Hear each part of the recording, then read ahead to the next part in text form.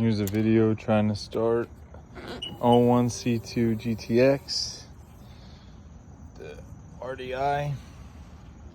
When I go to start it, that's all I'm getting. And then just beeps. I clean this all out. This is new, this is new. This is what's clicking, a starter solenoid, I believe. I cleaned out the ground. I wiped this all up as best as I could. What do I do next? Thanks.